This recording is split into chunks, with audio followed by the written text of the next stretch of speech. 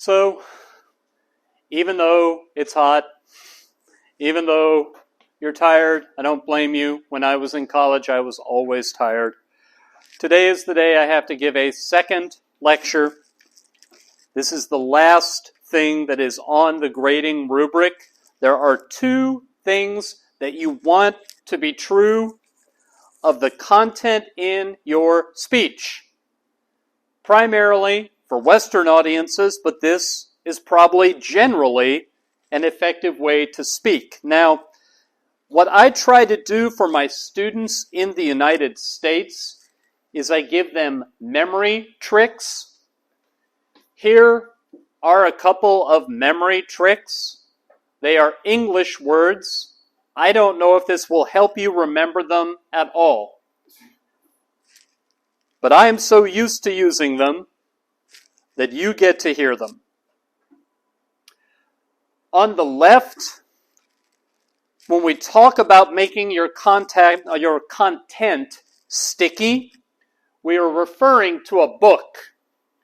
The book is about 16 years old. It was published in 2007, Made to Stick.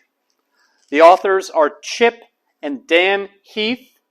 Chip in the glasses, he's a business school professor at Stanford. His brother is a research fellow at Duke. And the book is about all of us every day. We are exposed to a ton of content. You pick up your phone, you scroll through your feed, there are a zillion pictures and a zillion ads, and seconds later you've forgotten them. But certain content stays with us. And what the Heath brothers went to the research to find out was, what is it about some content that makes it stick? And can you adjust what you do when you give a speech to make your content stick? Now, this S is not yellow because the memory trick, well, there are only 6, not 7.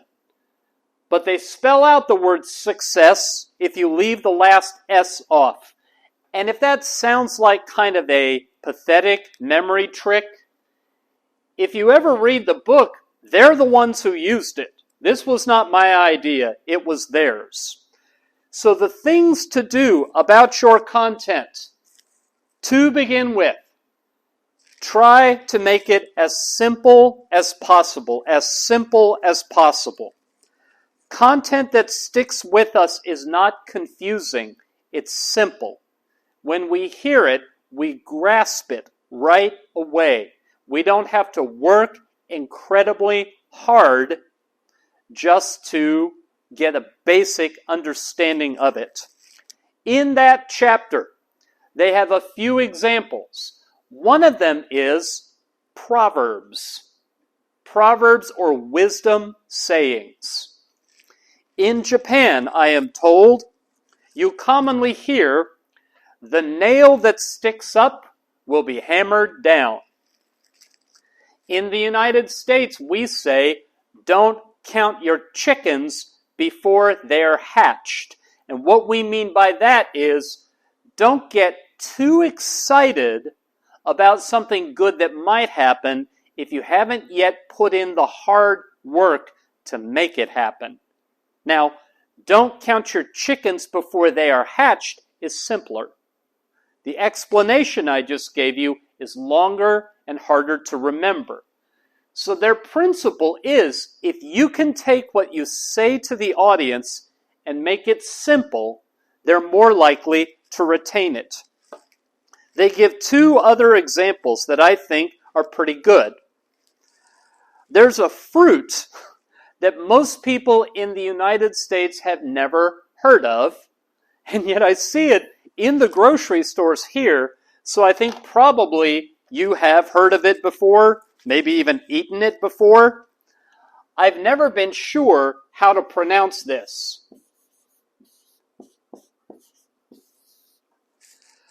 But in marketing it to people in the United States, the people doing the marketing tried to describe it, and the description went on for a whole paragraph, and finally someone said, "It's a bigger grapefruit with a soft peel." And that just caught everything. Can you take what you are trying to say to your audience and fit it in fewer and simpler words? If you do, it's going to stick. There, one last example. Researchers at Ohio State University were talking about indoor tanning beds. And in the United States, young people love to get darker in the sun because the beauty standards there, that makes them more attractive. So they will go and tan in a tanning bed. Those things are terrible. They cause skin cancer. They cause other health problems. And these Ohio State researchers wrote a long report. The last sentence of their report was, a tanning bed takes the aging process and puts it on fast forward. And when the Heath brothers consulted with them, they said, take that sentence and start the report with it. A tanning bed takes the aging process and puts it on fast forward, and then say everything else, because that opening sentence captures everything, and that will stick. So the first thing is, try to make it simple. Second thing, try to go for the unexpected. Oh, this is important, so I have to back up. One of your best tools for making your content simple is a very well-written thesis statement. If your thesis statement has a single, simple idea in it, and if you repeat it in the introduction, and repeat it in the conclusion, and every main point supports it, ideally, an audience member who heard your speech, they should be able to go out in the hallway afterward, and their friend will ask, what was your speech about? And they'll repeat the thesis statement. Because it's simple, it sums up the whole speech, and it's easy to remember. Had to include that detail. Second thing, once again, try to go for the unexpected. Last week, when we talked about for Western audiences, start your speech by capturing their attention. Say something, present something that they did not expect. And the example I gave, that sometimes you'll find it in research, of the top 10 causes of death in the United States, 9 are decreasing, only 1 is increasing. That was unexpected. The audience didn't know it. And therefore, it grabbed their attention, and even though I heard that speech 8 years ago, I still remember it because it stuck.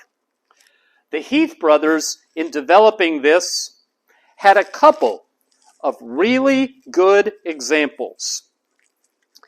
There's a fairly famous author in the United States, wrote a number of novels, wrote screenplays for movies. Her name is Nora Ephron, and she has a story about the best writing teacher she ever had, her high school journalism teacher. And what he did, he gave everybody in class a news release and told them to write the news story that they would want to run in the paper. And the news release was about there was going to be a conference for all the teachers at the school in the capital city of the state, which was about a 2-hour drive away, and there were famous people who were going to speak, and the conference was about challenges to education. And so all the students in the class took that press release and they wrote the story. On Friday, there will be a conference of teachers in this city. These will be the famous speakers. This will be the subject of the conference. The teacher came around, picked up all their stories, read them, and one by one dropped them in the trash can. said, none of these say what they should. And he said, here's the first sentence of your story. School is canceled on Friday. Because think about it. This was for the school newspaper, the students in the school. What is it that they want to know? Do they want to know there will be famous people at the conference? Here's what the conference is about. Or do they want to know school is canceled on Friday? Take that part and put it at the beginning. Make sure you don't lose it. The Heath brothers, in developing this idea, also said what the unexpected does is it plays to the audience's curiosity. You say what they didn't expect and you make them curious. And he tells the story, the Heath brothers told the story of a professor of astronomy who would teach a basic astronomy class for people who were not astronomy majors. And he would teach a lesson about Saturn, and in particular the rings of Saturn. And the way he got them curious is he would say, you know, Saturn has rings. What are they? And he would then tell the story that there were research teams at Cambridge, MIT, and Caltech who had completely different theories. The Cambridge researchers said Saturn's rings are gas. It's a gas giant. The rings are made of gas. The MIT researchers said it's not gas, it's dust. The Caltech researchers said it's not gas, it's not dust, it's ice crystals. And what this professor was able to do was almost to turn it into a mystery story. Because every time new data came in, it seemed like it supported one of the theories, but then more data came in and it supported a different one. And the reason that the content of the lesson turned out to be one of the students' favorites was because their curiosity kept getting pulled this way and that because the unexpected kept happening. So look for, is there a way in your speech you can talk about something that is not what your audience expects, and can you bring them along by making them curious? Third element is make your content concrete. Make it concrete. Concrete is the opposite of abstract. Make it easy to imagine as a picture, as a sensation, as something you could hold in your hand or smell or taste, something that would appeal to the senses. If I were to ask you right now, name 10 white things in 10 seconds, maybe you could do it. But I think at least some of you would kind of freeze. 10 white things? But what if I instead said, name 10 white things you would find in your refrigerator? Much easier, actually. Because now you're thinking of things that belong in a refrigerator. Eggs, milk, and the mental picture is that much easier. That second job, 10 white things you'd find in a refrigerator, is more concrete. Name 10 white things anywhere in the world, it's too abstract. It's too hard to focus. One other example, actually two other examples. There's a fable, an Aesop's fable. I don't know if this fable is widely taught in Japan. It is taught in the United States and in Europe. There was a fox running through the forest. In the middle of winter, there was snow on the ground, and the fox was hungry. And the fox saw a bunch of grapes, but they were kind of high up on the bush. And the fox jumped and jumped and kept jumping and kept desperately trying until the fox finally realized the grapes were too high. And so the fox said, "Oh, I bet they were sour anyway," and ran away to find food someplace else. Well, There's an expression among English speakers, we say sour grapes. When you wanted something, but you realize you can't have it, so then you start talking badly about it. We call that sour grapes. You might find a person attractive, and you might see if there's any potential for romance, and they don't like you at all. You might start insulting them. That would be sour grapes. Now, the Heath brothers bring that up to say that exact fable is also taught not just in English-speaking countries, but in Hungarian, and in Russian, and in Chinese. And in each of those countries and languages, the translated short phrase is sour grapes. Because that image, you can taste grapes that taste bad. And that sticks. And if we were to say, having a bad attitude because you can't have what you want, that's abstract. But sour grapes is a physical sensation.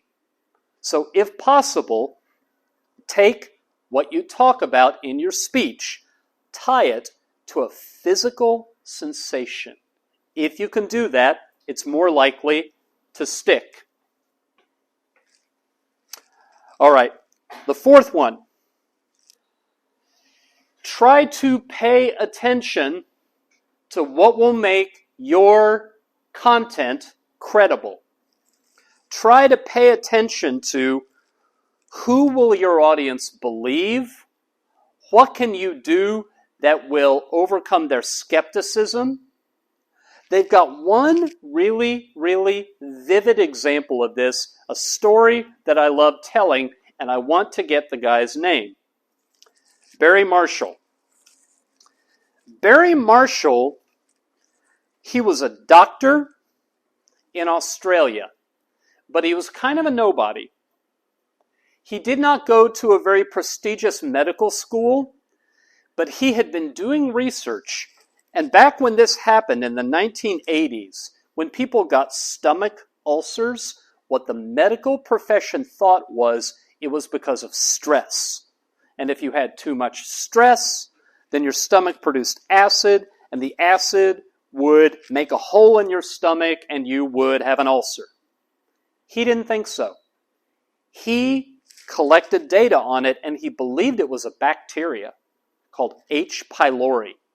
And if it was a bacteria, that was very good news because you could give people antibiotics and cure their ulcers.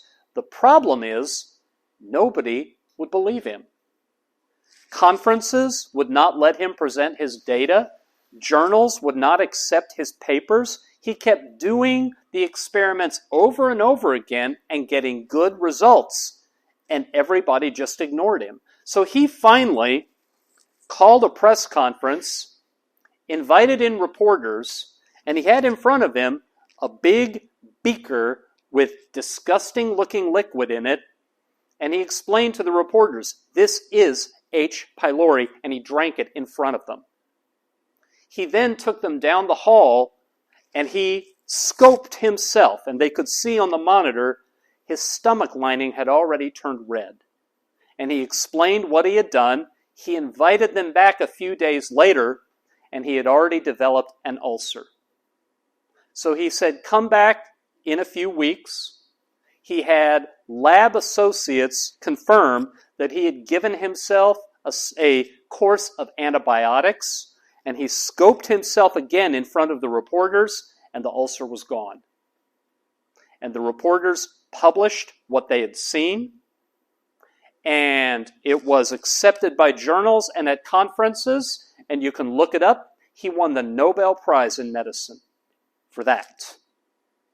But what had to happen, he had to do something for his audience to where they would believe him, to overcome their skepticism. So what can you do? What experience of your own, what demonstration can you do?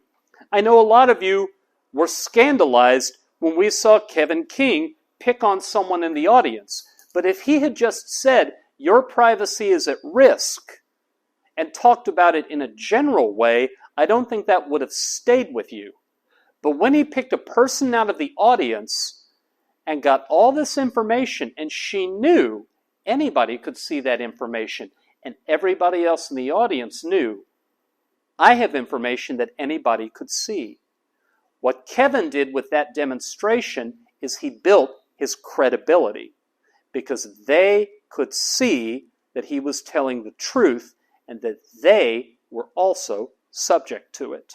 So, what can you do with the experts that you cite?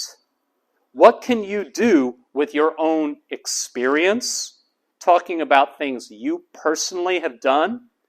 What might you be able to demonstrate in front of the audience to build up your credibility? Now, the fifth one was the first question we had today about Emily Trader's speech. The Heath brothers say, if you want your message to stick, harness your audience's emotions. Try to find a way to pitch the message, to construct the message so that it will bring about an emotional response. Since the 1960s, so for about 60 years, the United States has had a lot of public service campaigns to try to encourage people to stop smoking. Almost all of them are based on the emotion of fear.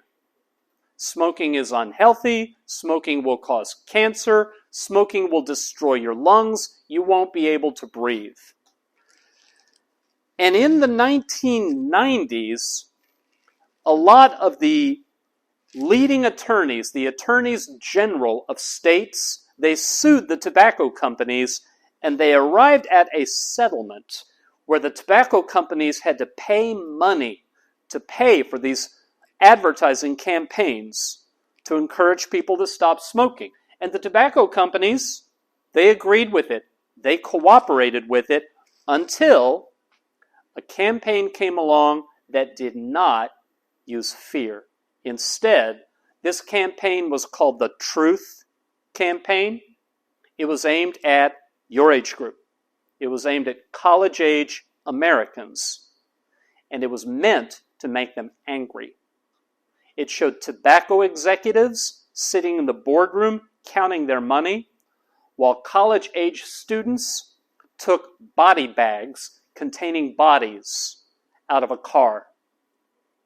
And it was to say to these college-age Americans, they're getting rich, they're getting wealthy by killing you.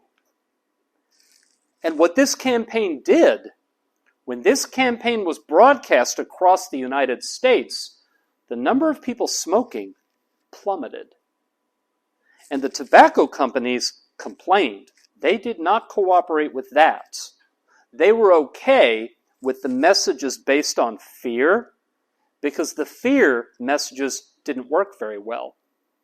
But for 18, 19, 20-year-olds, anger over the world being an unfair place and wealthy people exploiting them, that worked. So, that's one example the Heath brothers use. Can you take the message? Can you find an emotion that will be very powerful for your audience? They have another example that's not quite as dark. It's not quite as depressing. It was in a youth sports league. I believe, this detail is from memory, I believe it was youth baseball. And the thing in the United States, whenever there are youth sports, basketball, football, baseball, any of it, sometimes the parents, they will yell at the referee and yell at each other, and they'll get kind of nasty and hostile. And the sports leagues are always trying to teach the parents and the players, hey, let's make this a positive experience. Let's all be, the expression in English is, let's all be good sports. And for years, it wasn't doing any good. And people were cheating, and people were screaming at each other, and they finally changed the message. And the message changed from let's be good sports to honor the game. And just that one little change, honor the game. What they were trying to convey to the audience was, you play this game because you love it. You love this game because participating in it has given you a lot. So they would awaken that positive feeling. I have respect for this game. I feel like a part of the community surrounding this game. And people's behavior improved because the emotion that it tapped into was an emotion that people enjoyed feeling. So sometimes it's a negative emotion to persuade them to change behavior, but sometimes it's a positive emotion. The sixth and final thing the Heath brothers included in Made to Stick. If you want your content to stick, tell stories. Now, we have talked a lot about stories in here, and you've seen a lot of speakers begin their speech by telling a story. And often they'll put another story in the middle of the speech. Last fall at Gaidai, I taught a special topics class about all the different ways storytelling shows up in communication. We continue year after year to discover the human brain is wired to latch on to stories, pay more attention, make more sense out of them. The Heath brothers cited a study. UCLA students, college students at the University of California, Los Angeles, they were brought in. To be recruited into this study, they had to have a really stressful problem that they were trying to manage. And they were put into 3 different treatment groups. One group was coached to develop better problem-solving skills. One group was coached to think about the problem into the future and imagine what it would look like when the problem was solved. And the third group, they were coached to think about how the problem began.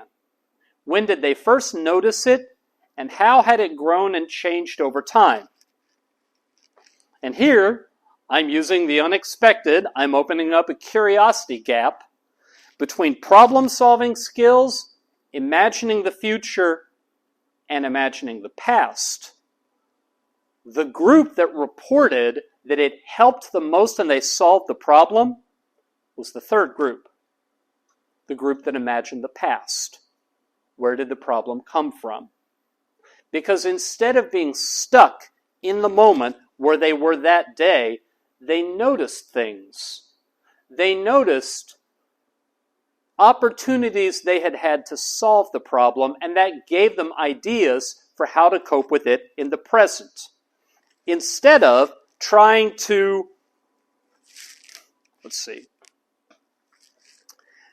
instead of feeling overwhelmed and paralyzed, they saw the problem as something that was continuing to unfold, and they had ideas how to cope. And they also, of the 3 groups, reported that afterward they had the least stress. Their stress went away because they didn't feel stuck in the moment anymore. A second example, my favorite example, that the Heath brothers used in elaborating on this idea. There was a conference, and the conference was of nurses and emergency medical technicians. So it was people who have to do they have to make a lot of life or death decisions. They have to work with people who are bleeding to death, work with people who need emergency surgery. They have all these stories to tell. So this particular conference, the conference organizers sent people around with recorders to record all the sessions, and then they took the stories and they transcribed the stories word for word, and they issued those as the proceedings. Now the presenters who had told those stories got angry, because very commonly, you go to a conference, you tell your story, you get down to the end of it and you say, now here are the lessons. And you say, be sure to communicate with your people. Be sure to check on any system critical infrastructure. And what they thought was those lessons would be the proceedings. They thought that's the important part. And most of the time, that is what goes into conference proceedings, the lessons. And nobody ever reads them. But if I had a whole book of every story told at that conference, that's what I would sit and read. I would want to learn all these nurses, all these emergency medical technicians, what are the stories that stayed with them? And what can I learn from the stories they have to tell? All right. So, Chip and Dan Heath, these principles, if you want to deal with a speaker-responsible culture, Westerners who have a terrible attention span, and they'll blame you if they don't find your message memorable.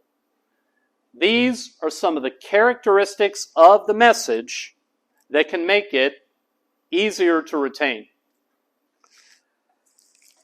But what we are doing in this class, your speech assignment is either to make an argument or to take your social issue and say problem, solution, and be an advocate. And toward that, this side of the screen describes the work of a man named Robert Cialdini. He's a professor at Arizona State University. His book is entitled Influence, and I checked. It's on Amazon Kindle in Japanese. I don't often recommend books. That one could be a really good use of your time. Robert Cialdini, Influence. What his life's work has been to explain, and I just did realize I didn't put this word on the presentation.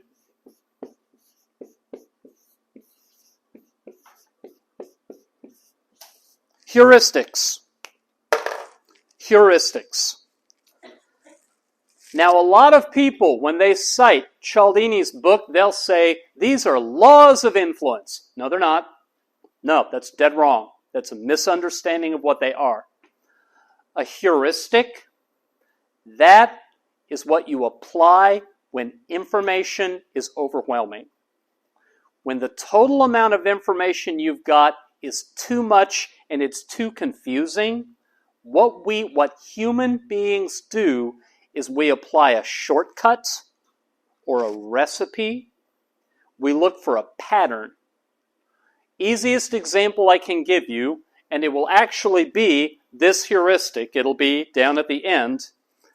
When I'm riding the train and I go to a station I've never been to before, and it's really confusingly built, and I look around and I don't know where I am, I just follow where everyone else is going. I look which direction is the crowd going, and I follow them.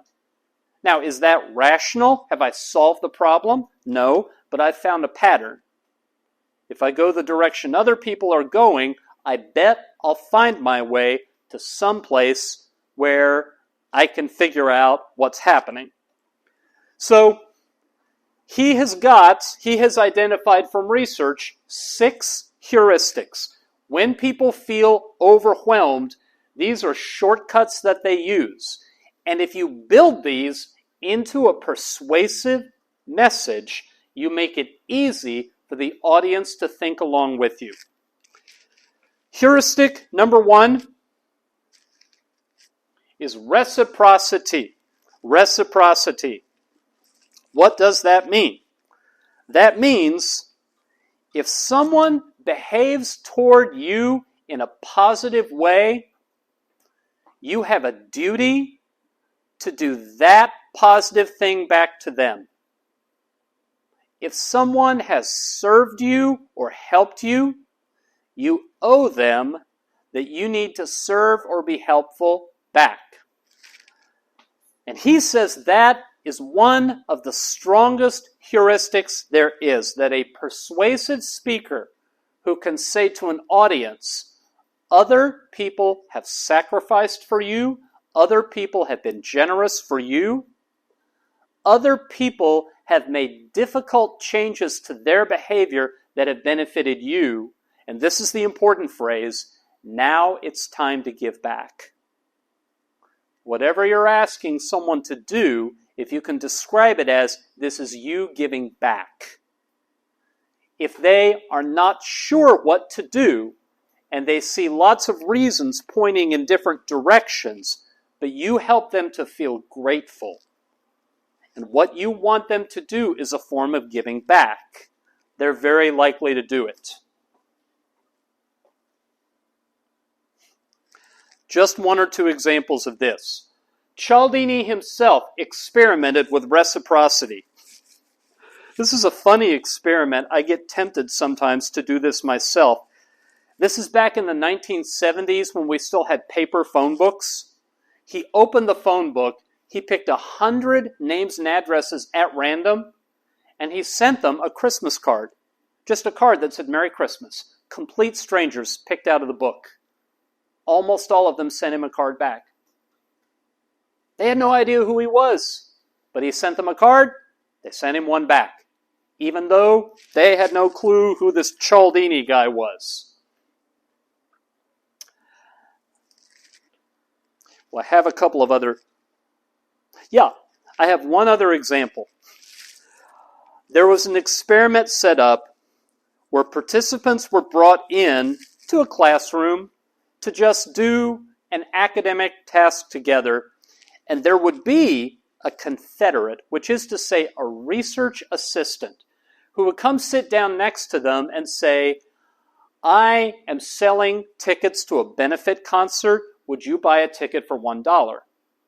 And they would just keep track of who bought a ticket and who didn't. But they would also ask the participants, how much did you like the person who tried to sell you the tickets? And what they found was, if the participant liked the person who tried to sell them the ticket, they were more likely to buy it. That wasn't the interesting part. They manipulated the situation so the person selling the ticket said, oh, hold on, I'm going to go get a drink. And they would step out of the room and come back in with 2 cans of soft drink. And they would say, here, I brought you one too. Now, do you want to buy a ticket to this benefit concert? And where they had brought back a can of soft drink for the participant in the research, they would buy the ticket even if they didn't like them.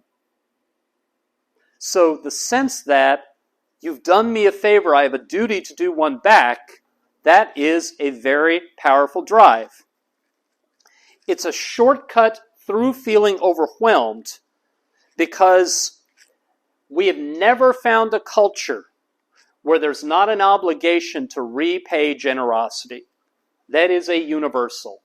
So you can talk to audiences from just about anywhere and framing it as, this is your chance to give back. That is something that helps people to think clearly. The second of the heuristics is authority. The authority effect is very, very powerful. The one example I'll give you, and it's a quick one, it's one of the easiest studies to explain. It was done in Texas at a crosswalk right outside the University of Texas at Austin. And what they did is the busiest time of day, when there were lots of people waiting to cross the street, they would send one of their graduate students out to just boldly cross against the signal, to walk right out into the street, even when the crosswalk was saying don't walk. But sometimes they would have the graduate student do it wearing a t-shirt and jeans and looking like a college student. And other times they would have their graduate student put on a suit and a tie. And if they were wearing a suit and a tie, a lot of other people would follow them across the street. And if they were wearing a t-shirt and jeans, nobody would. They would cross the street all by themselves.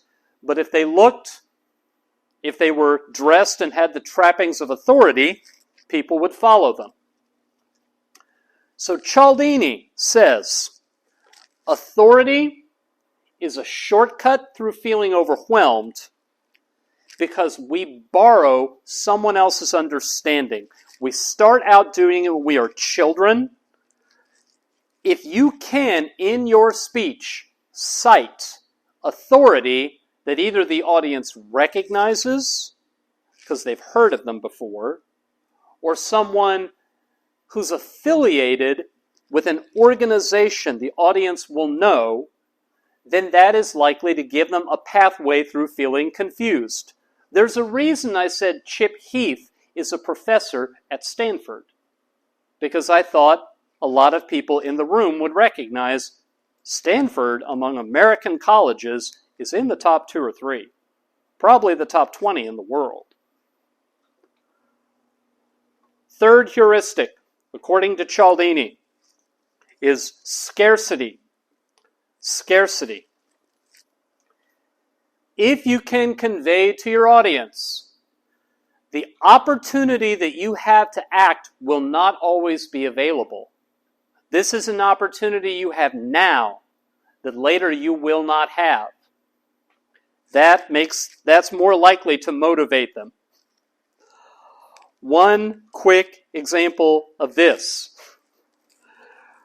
A study done, participants were asked to give a score on quality. They were given chocolate chip cookies to eat. And then scale of 1 to 10, how good are these chocolate chip cookies? But about half of them were given a jar that had 10 cookies. And the other half were given a jar that only had 2 cookies. And everybody who got only 2 cookies scored them higher, because there were fewer of them. If there were 10 and you could eat all you wanted, they weren't that good. If you've ever seen, as an advertising promotion, people say, limit 1 to a customer, limited time offer, going out of business. You will not always have the opportunity to buy this. That's using the scarcity heuristic. So if you can convey to your audience, you have an opportunity now that you will not have again. That is a shortcut through feeling overwhelmed by information. Because when we have choices, we will choose the one that won't be there later. If one of our choices will still be there later, that one's less attractive. The one we're about to lose, there's an urgency to taking advantage of that one. All right. 3 down, 3 to go. Consistency. Consistency is the heuristic I was referring to in talking about Emily Trader teaching people a little sign language. Because once they had done the sign along with her and along with the entire room, when they'd done it once, they made it a lot more likely that they would do it again, and a few of them would even continue to learn more sign language. What we do, we adjust our attitudes to make them consistent with behavior that we practice in public. One of the simplest demonstrations of this that Cialdini talks about, betting on horses. This study has been done a number of times over the years.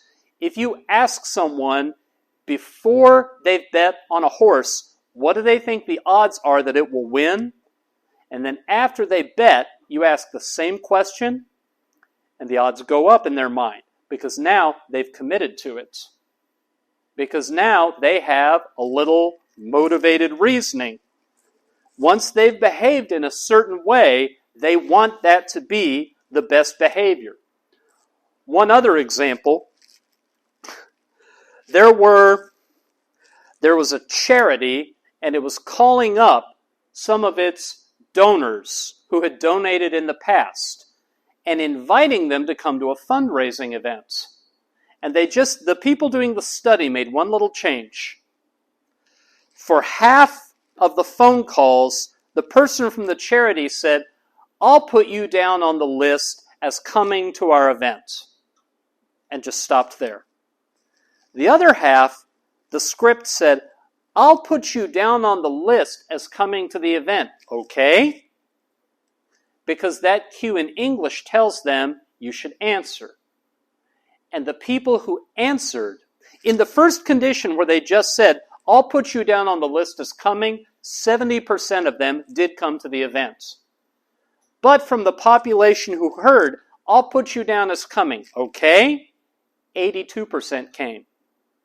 Because once they had answered that question, they had publicly committed, and they felt some pressure to go through with what it was they had committed to. This is a shortcut through too much information because change feels scary. And the first time you do something different, it'll never again be the first time. And your memory of doing something, it sort of punctures all that scariness of the unknown. But you have to be encouraged to do it for the first time. So the application of this to your message. I got the question this week, why is it that so many American speakers, as part of their solution, call for specific action? That's because there's a lot of research done in the West about the call to action. Can you get them to commit right there in the room? I have had students before who will give a persuasive speech that you should become an organ donor. If you die in an accident, your organs can be used to help other people who need organ transplants. They'll bring with them the cards and they'll hand them out. And they'll say, if you sign the card today, you become a donor. They have them there and ready so people can make a decision. Because once there's a public commitment, then very likely you have achieved a change in behavior. It could be as simple as you sometimes just ask for a show of hands, or you just ask, are you willing to do it? And you look around the room at your audience and people will nod. Even that little bit of commitment makes them more likely to change their behavior. And just because I haven't said it in a while, it's possible this would never work on a Japanese audience. Very possible. I don't know. I teach public speaking for Western audiences. And I teach persuasion based on what the research tells us about how Western audiences respond. 2 more heuristics. This is one of the ones my students like the best because it's the simplest. Liking. Liking. Emphasize how similar you are to them. Pay them compliments. You might remember that I started this session by saying, a lot of you look tired. When I was in college, I was tired all the time. That's emphasizing similarity. What you want to do with this heuristic, you're not trying to get them to like you. You're trying to show them that you like them. Because it's a shortcut through feeling overwhelmed by information. Because when you do feel overwhelmed, and someone who likes you gives you their interpretation, you are more likely to think they have your best interest at heart. They'll give you good advice because they like you and want what's best for you. So if you can convey to the audience you have positive feelings for them, that is something that magnifies your ability to have influence and be persuasive. And then finally, the last one, when I'm in a train station I've never been in before, I go the same direction as everybody else. Social proof. Social proof. One study done in downtown New York City had a graduate student just go out on the sidewalk and just do this. Just look up. And people would go walking by. People wouldn't slow down. A couple of people might get curious. Just, is there something up there? What's that guy looking at? But then what they would do is have 5 people do it. And if 5 people looked up, more and more people would stop and start looking up. And then finally for the study, have 15 people look up. And everybody looked up, and traffic on the sidewalk came to a halt. The bigger the crowd doing something utterly meaningless, they're looking up and there is nothing to look at. But the more people doing it, the more other people would do it. So how does social proof figure in to a persuasive message? This is one that I imagine probably works very well with Japanese audiences. This is what many people are doing. Lots of people are doing this. If you do it, you will be similar to others and in the group with others. Cialdini's research says it works with Western audiences as well. If they feel overwhelmed and confused, and you tell them what the majority of people are doing, that makes a pathway. That makes it less confusing. So I've just spit those 6 at you. What Cialdini then does is he puts them all together into 3 stages. 3 stages if you want to be persuasive. You begin, whatever it is you want to persuade them to do, you start by making a positive association between them and you and your message. And you do that with reciprocity and liking. You like them, therefore you have their best interest at heart.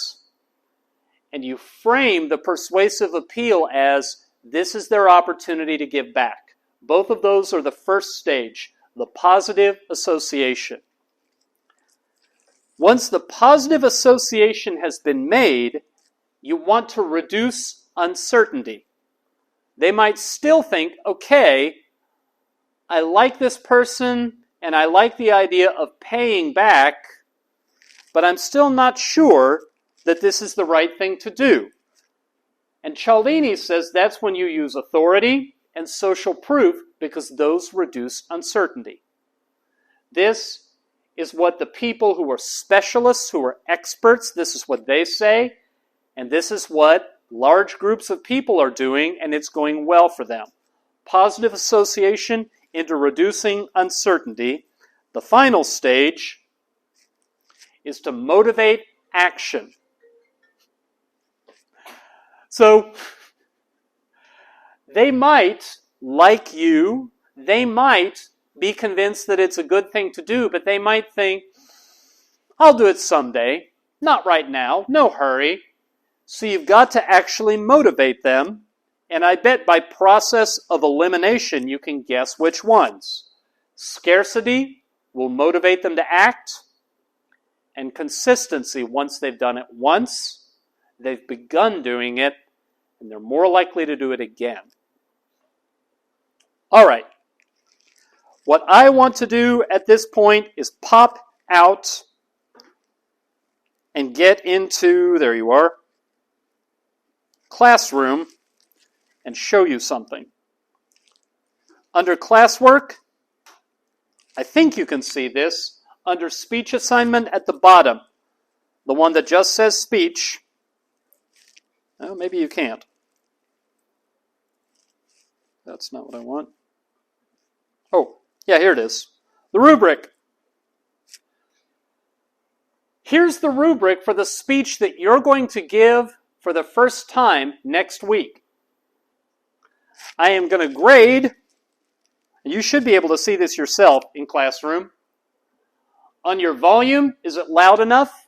On your eye contact, is there enough? On your gestures, all the things we did week 1. On your introduction, don't start with good morning, my name is. Do something that captures our attention. On your thesis statement, is it at the beginning and is it simple? On your outline, and let me pause for a moment and talk about your outline. Your outline is due tonight. However, here's what I expect. I want to see a complete outline, but it's okay with me if you change it afterward. So turn something in tonight that is complete, that you could give the speech from. But as you get additional ideas, feel free to update it. Speeches are always a work in progress. I often change a speech in the middle of giving it. So, I am going to check when I get up in the morning to see that you turned in a complete outline. And when you give the speech, I have to have the outline in front of me, I have to be able to see your outline. If for whatever reason the outline doesn't come in tonight, it has to come in before you give the speech. Because if I don't have the outline available, I will not grade the speech. You just will not give it. So, I do want to see it tonight, and that's its own grade, but I will also look at it while you give the speech. The next two items, content stickiness. I don't expect you to use all 6. I'm not looking for simple and unexpected and concrete and credible and emotional and stories. It doesn't have to be all. If I can see that you used one, and you used it in a way that's recognizable and effective, you did good. If you used more than one, good for you. If you used all 6, wow, we'll never forget it. Right underneath it, use of heuristics. Same thing. I don't expect all 6. But can you pick one that's very well adapted to your topic? And if I can see you used that heuristic effectively, then you'll get full credit for that. Finally, visual aid content. That is going to be, do your slides have a lot of words on them, or is it primarily graphic? Pie chart, bar chart, line chart, or a picture, or a map. Are we looking at shapes and color? If we are, good. Full credit. If it's a bunch of sentences and you're reading to us, and cognitive load theory says we're not going to remember it, fewer points. As for visual aid use, what I said before about if it's just visible while you're giving the speech and you don't refer to it, low points. But if you bring it up, point out details, explain why they matter, and then put it away again, full credit. So that is how the speech is going to be graded. While I have this up, let me tell you a couple of other details. Next week, during 4th period, everybody who's here will give the speech and I will put a grade on it. And then you can come back the following week when the class will only meet 1 period, 3rd, I think. And you can give it a second time, and I will keep the higher grade between the two. So let's say you come next week and you get, a 92. And you think, I can do better than that. And you come back the next week and give it again and you make a lot of mistakes. And the second time you get a 76. I'll keep the 92 and record it. I'm only going to keep the higher of the two. So what if next week your partner can't come? Well, I'll let you give the entire speech yourself and I'll put a grade on it. And if the following week your partner can come, give it again with your partner participating, and if your grade's not as good, I'll keep the previous one. You should also understand, every time you give the speech, you are getting a grade and your partner's getting a grade, and they are independent. So if your partner has a really bad run of the speech, it will not affect your grade. One other thing logistically, this has to do with the visual aid. If you've never before used Google Slides, you need to learn kind of quickly. I don't think it's that hard to learn. Put one slide in, put your graphic, whatever it is, on that slide, maybe put a black slide on either side of it, and you're ready to go. But one important detail.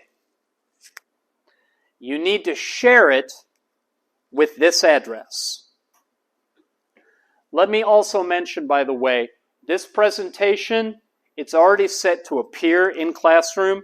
Perfectly cool with me if you're taking pictures, if that's what organizes you the best. But you'll also be able to see this later. This is my email address, and if you share your Google, well, you have to share your Google Slides with this address because that tablet right there is going to stay connected to the projector the whole time. But I can have Google Drive open with the Shared With Me tab, and there will be all your presentations. You just come up and tap it. One more detail. Please name your presentation with your own name. Put your name on it. People get tempted sometimes to put like speech for class, and then we have 15 of those, and nobody can tell whose is whose. So when you make your presentation, in the name of the file, put your name so you can find it in a list. I'm trying to think if there are any other logistics. You'll give the speech. You can give it with or without a partner. You give it twice and I keep the higher of 2 grades. You must share your presentation with me. You also must share your outline with me. I think that's everything. Let me see how we are doing on time. We have half an hour left in class. Let me kill the recording.